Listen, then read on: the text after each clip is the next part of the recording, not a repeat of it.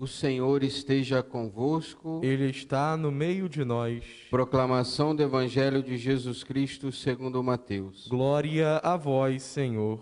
Naquele tempo, vendo Jesus as multidões, compadeceu-se delas, porque estavam cansadas e abatidas, como ovelhas que não têm pastor.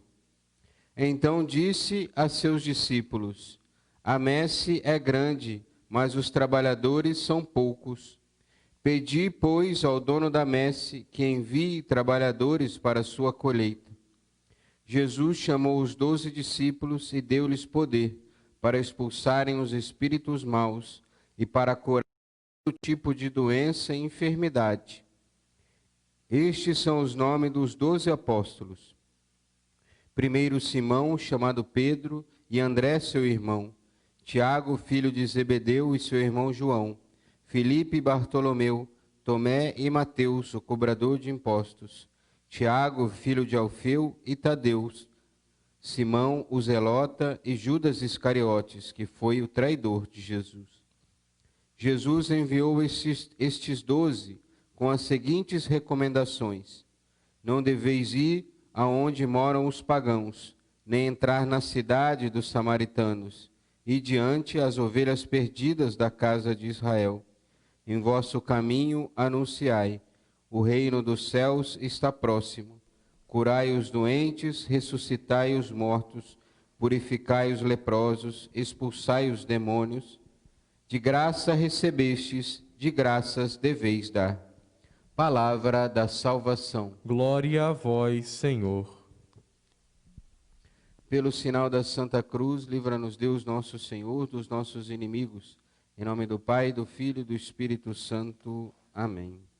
Ave Maria, cheia de graça, o Senhor é convosco. Bendita sois vós entre as mulheres, e bendito é o fruto do vosso ventre, Jesus. Santa Maria, Mãe de Deus, rogai por nós, pecadores, agora e na hora da nossa morte. Amém. Meus amados irmãos e irmãs, as leituras que a liturgia nos propõe para este domingo nos faz recordar da constante presença de Deus em nosso mundo, da intervenção de Deus na história, manifestada através do chamado e do envio, que são sinais claríssimos do seu amor. Na primeira leitura nos é apresentado a aliança de Deus com o seu povo. Ele elege o seu povo para com ele estabelecer laços de comunhão e de familiaridade. Ele chama Moisés ao monte e se manifesta, se comunica. Ou seja, é Deus que vai até Moisés, que desce por iniciativa divina ao monte, enquanto Moisés sobe a pedido do próprio Deus. Esse povo é chamado a tornar-se uma nação santa, em um sentido profundo, em uma realidade do próprio ser. Assim, só cumpriremos nosso objetivo nesta terra se nos tornarmos realmente essa nação santa. Vemos claramente que é Deus que vem até nós. Sempre é uma iniciativa divina. Podemos dizer que isso é um diferencial, pois tantas religiões fazem o movimento de ir até Deus como se fosse algo inatingível e distante, necessário um esforço humano tremendo, muitas vezes de um esvaziamento interior, para alcançar a divindade.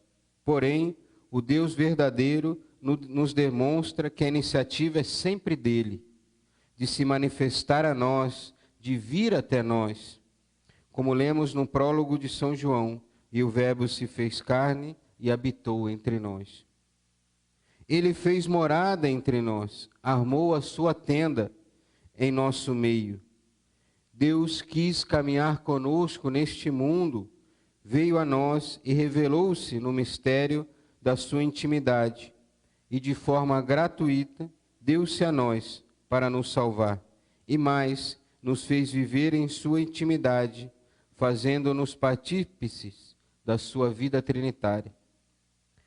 No mesmo sentido, o Evangelho de hoje narra a escolha e envio dos 12 apóstolos, feitos por Jesus, pois havia necessidade de buscar as ovelhas que estavam sem pastor. Para essa missão é enviados os apóstolos, para arrebanhar, a princípio, as ovelhas perdidas de Israel, que após a ressurreição, essa missão se tornará universal. Eles são 12, pois Jesus quis referir-se simbolicamente às tribos de Israel, que remetem aos 12 filhos de Jacó. Coloca assim os apóstolos no centro da sua nova comunidade. Compreende-se que Jesus veio para completar o desígnio do Pai Celeste, mesmo que só em Pentecostes aparecerá o novo rosto da igreja, quando os 12, cheios do Espírito Santo, proclamam o Evangelho, falando todas as línguas. Esses 12 não eram homens perfeitos, escolhidos por suas capacidades altíssimas, mas eram homens, sim, cheios de entusiasmo e de zelo, mas também cheios de limites humanos, por vezes até graves. Portanto, Jesus não os chamou porque já eram santos, completos e perfeitos, mas para que fossem transformados em novos homens pela graça divina e assim se tornassem santos. O Evangelho deixa claro que a iniciativa do convite é de Jesus. Ele os chamou. Não há qualquer explicação razoável sobre o que levou Jesus a fazer essa escolha. Assim, quando falamos de vocação, de chamado de Deus, falamos de um mistério insondável, que depende apenas da bondade divina e que o homem nem sempre consegue compreender ou explicar. Assim, Deus passa na história de cada um e faz um chamado, não por serem melhores, ou mais bonitos, ou mais bonitas que alguém, mas porque Ele assim o quis, apesar das fraquezas pessoais, para também assim manifestar a sua glória, que se realiza nesse mundo, apesar dos frágeis instrumentos. É sempre Deus que chama ao sacerdócio ou à vida religiosa. Basta aqueles que são chamados corresponder a esse chamado.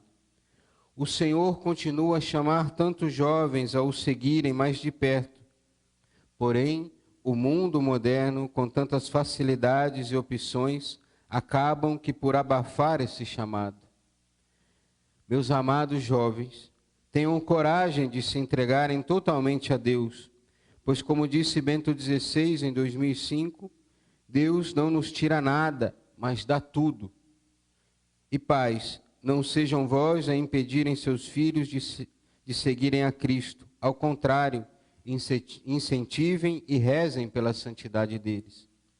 O chamado a uma vida de intimidade com Deus e de missionaridade não é de exclusividade dos consagrados, daqueles que fazem votos ou dos sacerdotes, mas também dos casais e fiéis leigos, comprometidos na comunidade eclesial e na sociedade. Todos são chamados a instaurar neste mundo o reino de Deus, a começar pela família até as comunidades paroquiais, aos movimentos, em diversos dons e carismas da igreja, e transformarem a sociedade no reino de Deus, cada um em sua vocação específica. Como disse São José Maria em seu livro Caminho, número 125, nem todos podem chegar a ser ricos, sábios, famosos. Em contrapartida, todos, sim todos, estamos chamados a ser santos.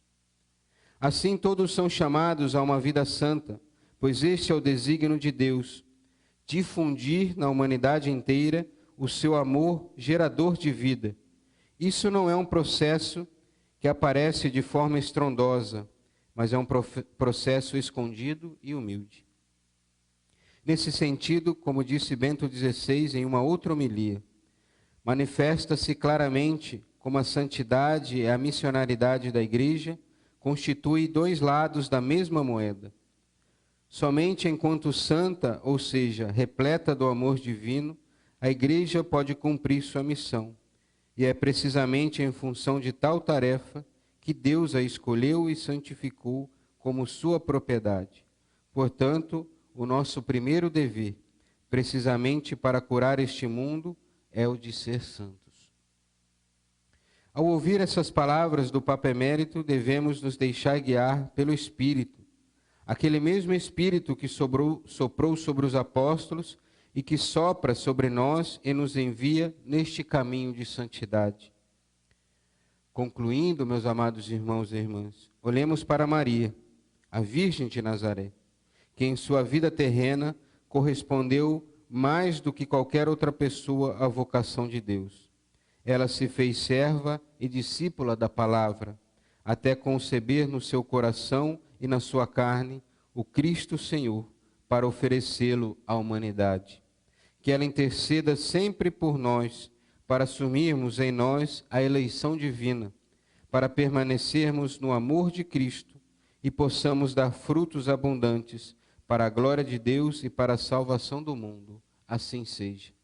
Louvado seja nosso Senhor Jesus Cristo. Para sempre seja louvado e sua Mãe Maria Santíssima.